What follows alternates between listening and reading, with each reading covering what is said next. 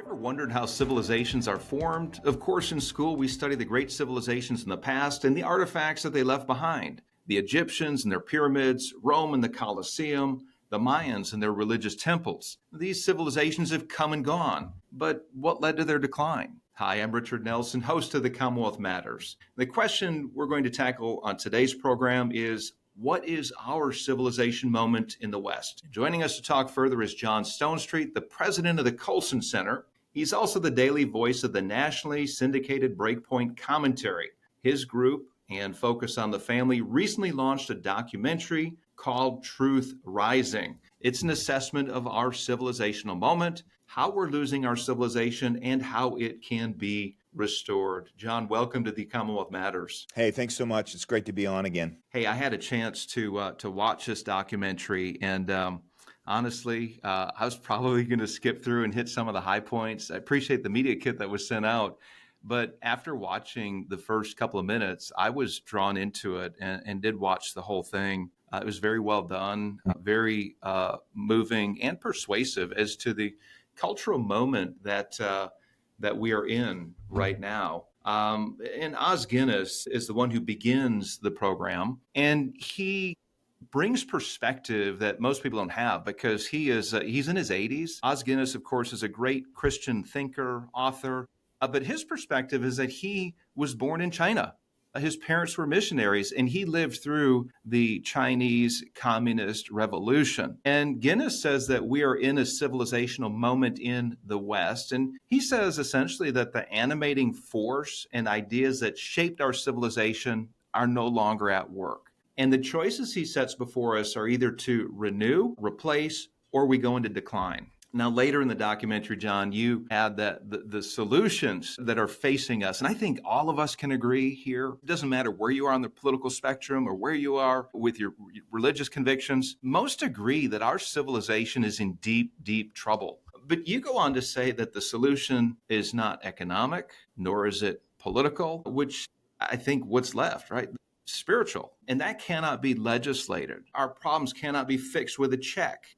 Just a little side note here, in Kentucky, we are suffering from a drug crisis. And the state legislature and our federal delegation is constantly talking about programs and money that's going to fight the drug epidemic. Last year in Kentucky, we had about 1,600 overdose deaths. Wow. 1,600 people died in the Commonwealth. Tragic. I'm glad that people are working to try to solve the problem. But what's being missed is that there is a spiritual crisis for young people, especially, to turn to drugs and to be that hopeless in many cases, and then unfortunately to lose their lives.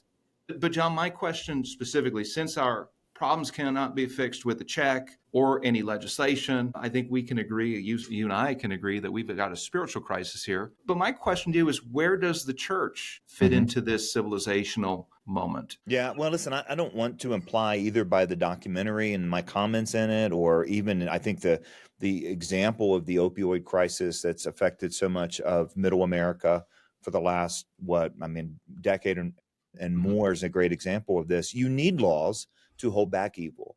What laws can't do is restore. You need laws to protect the innocent. You need laws to, if a culture has gone into an evil direction, and in many ways, I think we can look at Western culture and say that we've called wrong right and right wrong, as the scripture says, that laws can actually at least detach us from things that are obviously harmful and wrong and deceptive and so on. But the reattachment to truth, the reanimation of a society, of a civilization has to happen from the inside out, not the top down. And it happens first within the human heart, and then it happens within communities that are committed to orienting ourselves as citizens, as families, as churches, and so on, to that which is true and what is good. I mean, your comment earlier about the artifacts of past civilizations, it makes you think.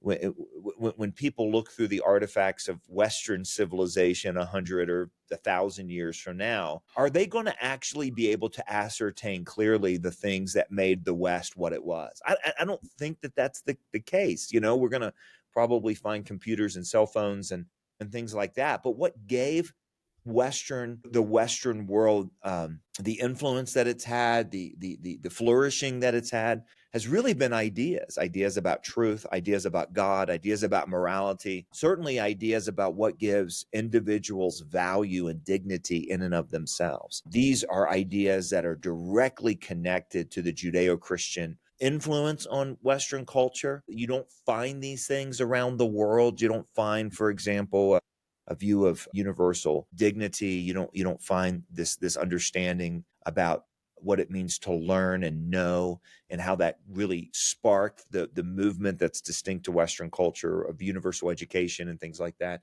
These are distinctives, and they come from specific places.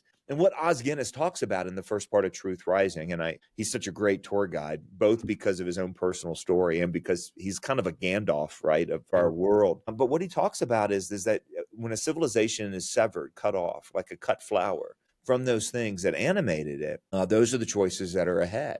You either renew that civilization by reattaching to those ideas, or you face decline. And that's the most common, I think, result in history, or revolution. Revolution almost never goes well. And one of the surprising, powerful parts of the film for me was Oz talking about that revolutionary possibility and what he had seen in his first 10 years of life in China, where that civilization was cut off from its roots and was subject to revolution. And revolution almost always brings bloodshed in a way that is unacceptable. You have very, very few examples of revolutions that make things better, not worse. You have a few, but very, very few.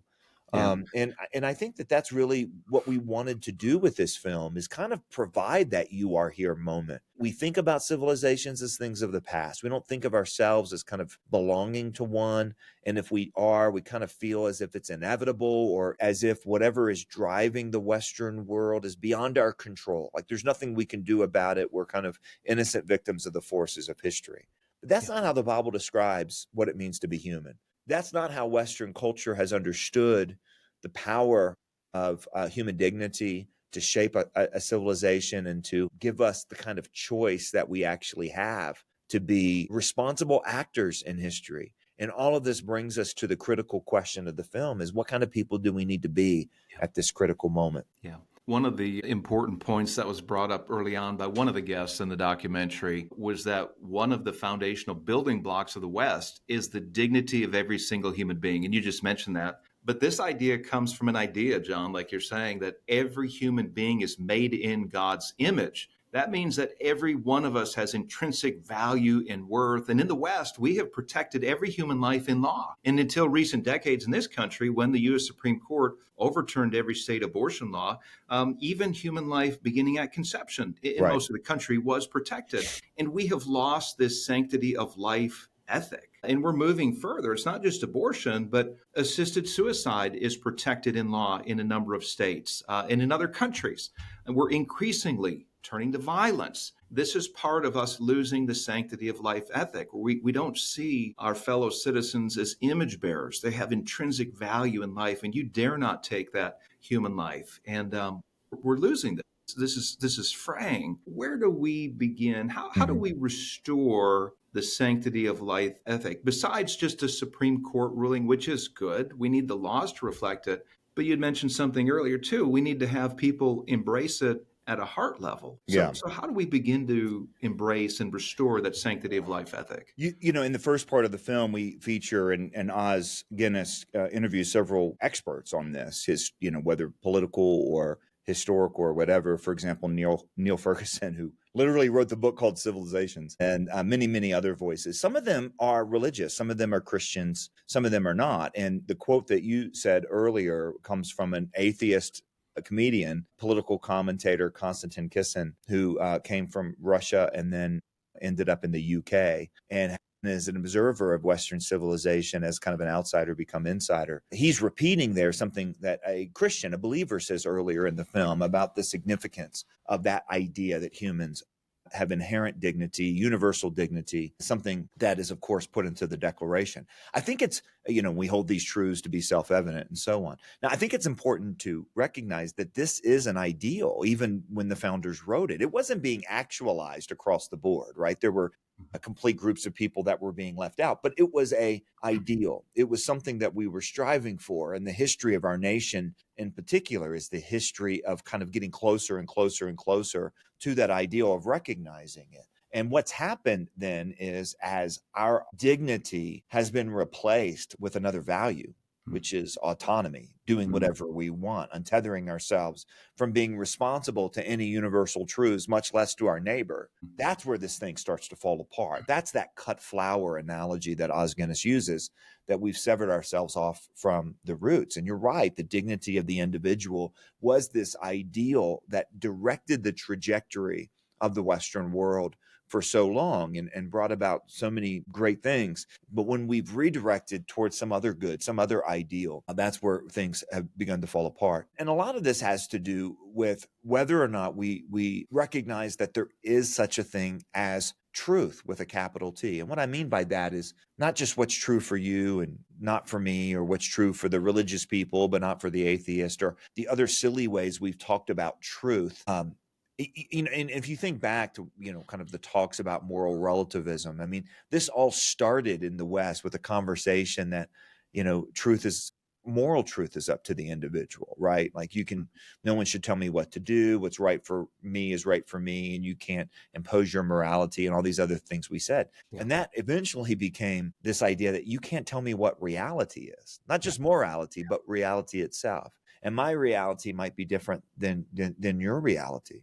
And you think about kind of where this all has devolved to now. The center is not holding. That's the civilizational moment that Oz talks about, that civilizations reach this breaking point. And the first step here for us that are committed to renewal, whether or not it leads to the renewal of the West, I don't know if this is a Wilberforce moment or a Bonhoeffer moment for us.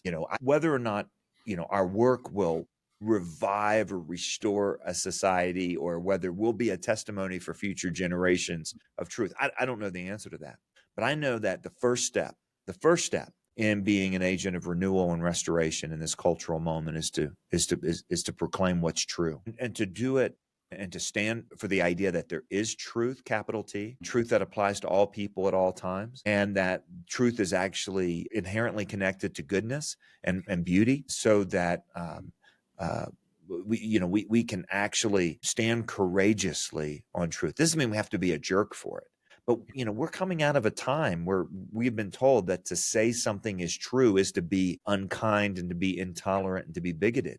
And that's a false choice that's led us to the precipice of cultural collapse. We first have to start with, there is truth. We can know what that truth is, and truth is good for us, whether we like it or not. And I think that's really where renewal begins. That's the heart change. That's the commitment we've got to make, is to courageously stand for what's true. Hi, Richard Nelson here with the Commonwealth Policy Center. Have you found yourself frustrated and angry about the direction of the country? Maybe you're watching Fox News and you see what's happening in Congress or in other parts of the country. Let me encourage you to turn your frustration and energy into a positive direction. Have you considered running for local office? And listen to me for a minute. You can have a greater impact on local elections and on policy decisions if you serve in local government. School board, for example, they set curriculum decisions and tax policy. How about city council or fiscal court? These are very important elected offices where you can have a positive impact on. Consider running for local office. CPC is bringing candidate training events all across the state, and we'd love for you to join. If you've ever felt called to run or interested in running, come on and join us. You can find out more information at the Commonwealth Policy website at commonwealthpolicycenter.org. Go ahead and check it out, and we hope to see you in the fall. We saw in the documentary where when a society loses that shared idea of truth, that there is truth, and then they move on to the idea that, well, I can define my own truth to the extent where I'm really a woman trapped in a man's body. And I think of Seth Dillon in the Babylon Bee, where of course, the Babylon Bee is satire. And they had commented when the USA Today declared Rachel Levin, who was a transgender male to female, was declared Woman of the Year by USA Today. Yeah. And Babylon Bee they satired it. satirized it and essentially said, well, Babylon Bee declared him the man of the year. And for that, they were blocked out of their Twitter account. So truth, in the embrace of truth and reality as it's objectively understood, when we lose that, and when we begin to define our own, what we think reality is, and then begin to impose it on others, it has a huge effect on all of Mm-hmm. us. And we're seeing this today in your state of Colorado. Just recently, the legislature enacted some kind of law that said that businesses cannot discriminate based on somebody's gender identity. And if they refuse to use the preferred gender pronouns, that business could be punished. There's a Mm-hmm. lawsuit over this now. So denial of truth has consequences. And when truth is malformed or deformed, and when society is forced to rally around or to somehow get on board with this idea that truth is self-defined, there are consequences, particularly for Christians, not just Christians, other people of other faiths are likely to have their consciences steamrolled or to be coerced to go along with it. John, can you speak? And this is right in the crosshairs for believers, those who want to live by biblical convictions, those who want to live publicly according to those biblical convictions. And this is a moment for the church to respond to. Well, it is. I mean, listen, ideas have consequences and bad ideas have victims. And some of the victims of our bad ideas are the unraveling of our societies, the things that we count on and rely on and often take for granted. And that's really kind of where we're at in the film. And then the question is, how should we live? The story of Seth Dillon and Truth Rising is one of 5 stories that we tell. And really what we were trying to do is really in the tradition of Chuck Colson, who wrote the book, How Now Shall We Live, trying to help Christians understand the cultural moment and what their responsibility to truth is. And even Francis Schaeffer, if you remember that name, a generation before, talking about these new ideas that were being introduced, especially in the academy and in the arts into Western culture, and how they were going to do great damage. And both of those men predicted in many ways the kind of truth crisis that we face today. And they both talked about that Christians needed to commit themselves to the truth and be people of truth. Mm-hmm. And what we wanted to do in Truth Rising was to tell 5 stories of people who exemplify that, who exemplify what it means in an age of deception and an age where we've tried to untether ourselves from God and what is true, to stand for truth, even if it means admitting in at least a couple of the stories that they were fundamentally wrong. I love the Babylon Bee story for a number of reasons. I love it because I too share that spiritual gift of sarcasm, but also because, they didn't know. They took they made a decision to stand for what is true, even though it negatively impacted their company. Twitter at the time was an incredible part of their business model, and they had no idea what the results would be. And not only were the results the fact that, as he jokes in the film, the world's richest man bailed him out of Twitter jail, which of course is part of that story. I don't want to give away too much. Many people know the story, but it's worth hearing from that perspective.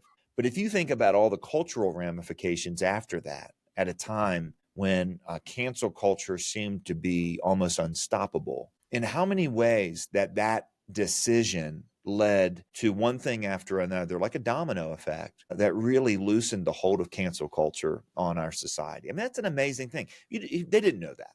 And that's the thing. Soren Kierkegaard said, you have to live life forward and you only understand it backwards. We can turn around and understand it backwards and be really grateful. But what it took was that courageous decision. Another story is Jack Phillips. Jack, of course, the baker in Denver, Colorado, whose decision not to be forced to say something he didn't believe in led to a 13-year attack from the state of Colorado, either from the Civil Rights Commission, from state prosecutors, or the state actually allowing and enabling another private citizen to just relentlessly go after Jack. I think about that a lot because I remember being on my front porch reading the newspaper. I don't know if you remember those, but these were like these papers that had words on them and they would tell stories of the day. Yes, I know I we used to read them. basically look at our phones these days, but this was an actual newspaper on my front porch. And there was a story there, Denver baker refuses to bake cake for same-sex wedding. And 2 things immediately came to my mind. The first was, we don't have same-sex weddings in Colorado. I mean, this was before Obergefell. We didn't have them, literally. Like, they didn't exist. The state was one of the 30 states across the United States to define marriage as between a man and a woman. And then, of course, Obergefell came a couple years later and just forced it on the Obergefell decision from the Supreme Court is what I mean, and forced it on the United States. Well, that was the first thing I thought is how could he be in trouble for something that doesn't exist? And the second thing I thought was, but he's really in trouble, man. He's going to get it. Mm-hmm. And I think about that a lot now because I think, how important Jack Phillips' story has become to preserving speech rights, to protecting religious organizations and individuals from harassment from the state. That was the big outcome of the first Supreme Court case, the Obergefell, the Masterpiece Cake Shop case. And I think if Jack had just baked that cake, he would have quietly gone into, the next phase, wouldn't have made a bit of difference. No one would have ever known his name. Nothing would have happened. And he could have done that, and he wouldn't have been considered really a bad guy for having done it by most people. Most people would have never known. But he took a stand for truth, not knowing how God was going to use this, not only to protect these rights, but the other cool part of this story is there's an awful lot of people that have come to faith in Jesus Christ, seeing his stand. And that's an amazing thing where you do the right thing and you leave the results up to God. What we wanted to do is start this conversation in Truth Rising with a civilizational moment. Remember, as Os Guinness says so well in the middle of the film, telling his own stories, that we're called to particular times and places, what he calls the hour, knowing the hour in that great English accent that he has. And then saying, what kind of people do we need to be? Well, Jack Phillips is the kind of person we need to be. Seth Dillon's courageous decision might be the kind of decision we need to make. I think about Chloe Cole, another story that's told in the film. Chloe is proof bad ideas have victims. She was a victim of one of the worst ideas of recent memory, that we can be born in the wrong body. It was an idea that specifically was damaging for preteen and teenage girls. She was swept into that, believed it, double mastectomy at age 16. But the truth changed her life. The truth, first of all, about who she is, that actually she is a woman, and that's a good thing, not a bad thing. I mean, the number of girls that have been taught to hate themselves will be one of the greatest evils that we see in this generation. But then ultimately coming to the fact that her creator is the ultimate truth, the one who created her in his image and revealed himself in Jesus Christ. And that truth that she came to understand and embrace about who she is led to the ultimate truth about everything. And now she is this courageous defender of the truth.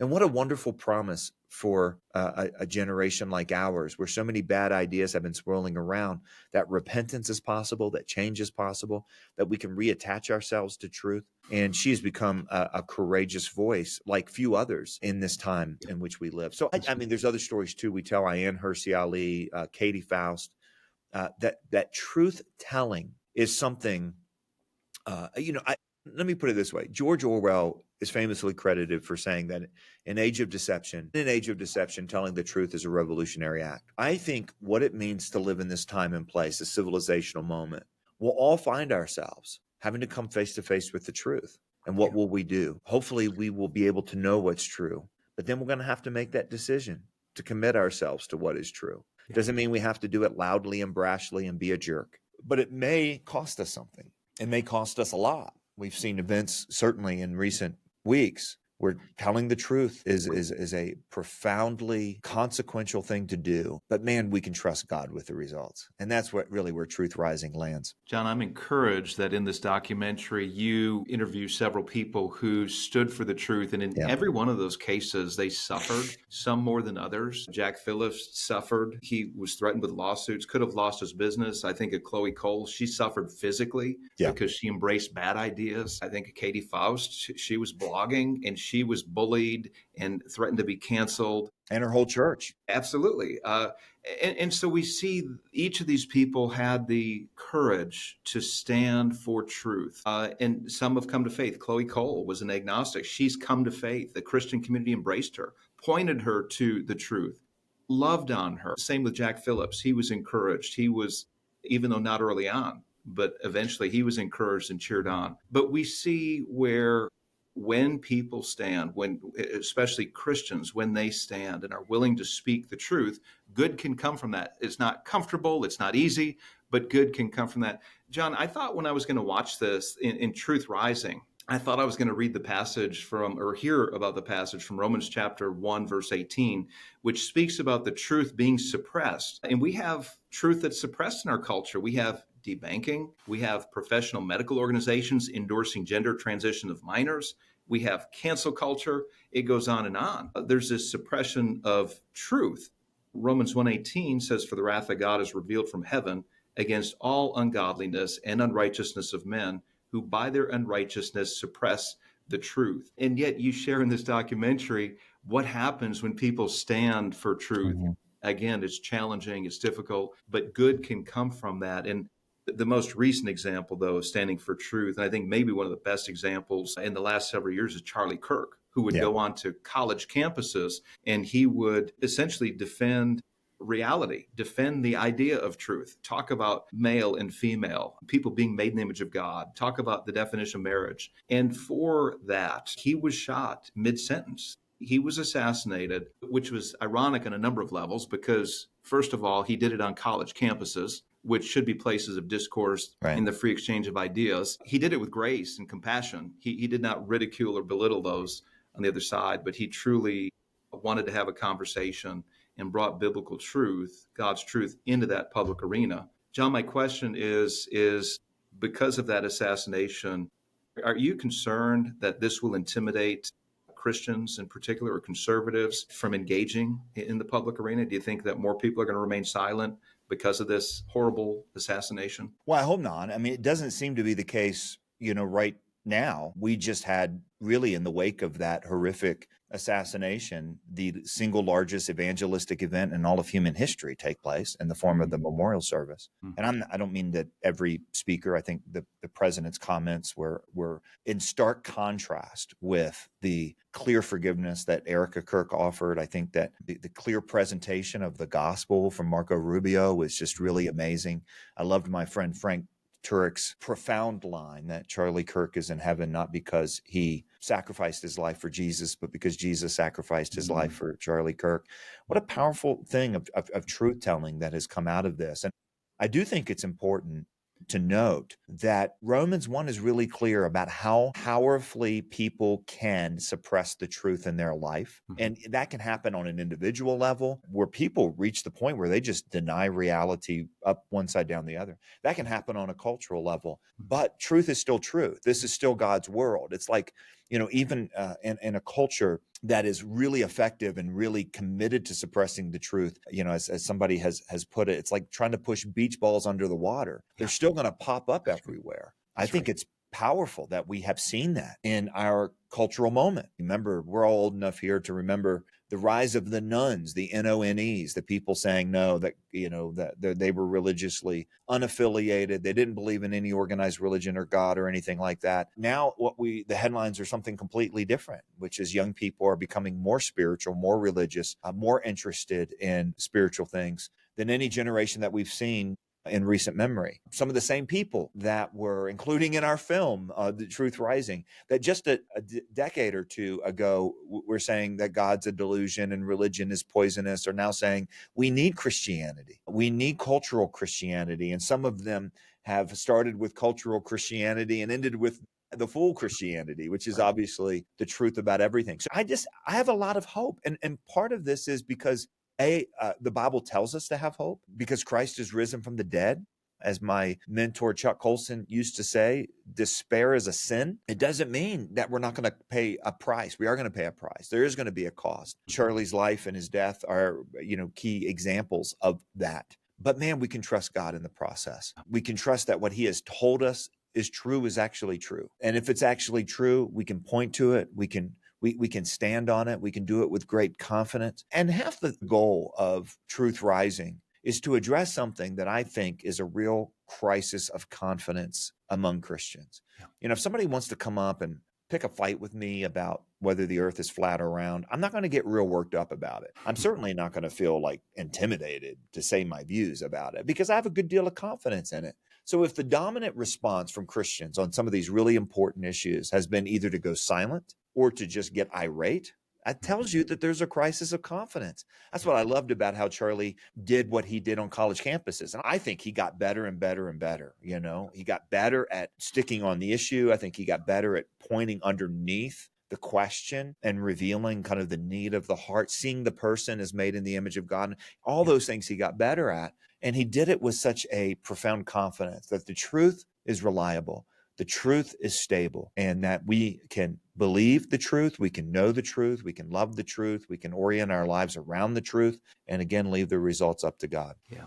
John, I want to close with this from Flannery O'Connor. Some 80 years ago, she gave this advice to somebody she was corresponding with, and she said, push back against the age as hard as it pushes against you. Now, that was 80 years ago. She wasn't dealing with the issues that we're dealing with today, but it was a modernity that was encroaching on the Christian faith.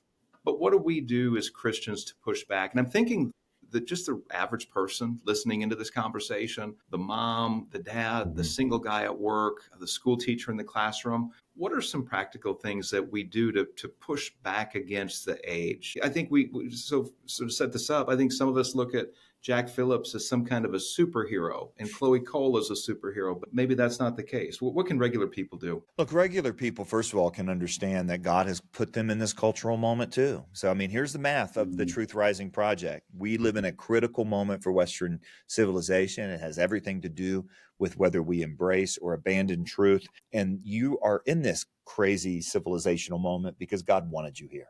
So when you do all that math, the first is this idea of calling. I know that's kind of a big word, but I think it's as practical as it gets, because we think about sometimes being called to a ministry or called to a job or called to an act of kindness at a certain time. We're also called to this moment. And that means our kids are as well. So if you're a parent, if you're a pastor, if you're a business leader and so on, this whole thing of taking a stand for truth when that decision, critical moments in front of you, this isn't just an issue for the superheroes, to use your phrase. It's not just for the professionals like Charlie. It's for all of us to get in the game. Yeah. And we may have that moment ourselves. And then the second question is if we are called to this moment and this moment looks like this, are we prepared? Have we equipped ourselves? I'm always struck by when I hear a young person say, well, somebody challenged my faith and I didn't know what to say. So, well, what challenge was it? And they bring up something that has been answered 1,000,000 times in 1,000,000 ways. And I think, man, we've got to get off this habit we have of saying that, we shouldn't talk about this stuff in church, or whatever. Yeah. No, listen, take your faith seriously, because your faith is built on what is true about life in the world. So take truth seriously, stand on it, and live into this calling. The Truth Rising Project, I think, is a way of beginning this conversation. I've just been blown away by the responses we've gotten from pastors, from churches, from school teachers, from parents, from people who have been challenged this way and then have continued on. There's a follow-up study that follows the documentary, a Truth Rising study that walks through some of these things we need to know about our moment, about what the reality, about the human person, and about calling. And these are ways I think that people can go further. And listen, here's the goal. What if there were 100 more churches in America committed to truth than they are now? Yeah. Would that make a difference? I mean, what if there were 1,000 more people in Kentucky who understood the critical moment that we're in and were just willing, when that moment comes to them, to take that stand? I think it would be incredible. And I think that's what God's calling us to right now. So that's what the Truth Rising Project is all about. John Stonestreet, thank you so much for putting this documentary together. Great resource. I strongly encourage those tuned in to check it out. Where can people find more information about that, watch it, and then also you have study material as well that correspond? Look, everything's completely free. This was a partnership between the Colson Center and Focus on the Family. We wanted to get rid of any sort of barriers right up the front. So no cost whatsoever. The place to go is truthrising.com, truthrising.com. It'll link you there. You can watch the documentary. You can access the study. If you're a pastor, you can sign up to do a viewing event with your congregation or host a watch party in your home. We've seen an incredible response to it already. And I think the timing of it is absolutely divine. And so, just go to truthrising.com and you can get everything you need to know. Very good. John Stonestreet, thank you for joining us on the Commonwealth Matters. God bless you, brother, and you keep up the good work. Thank you. It's great to be on with you again.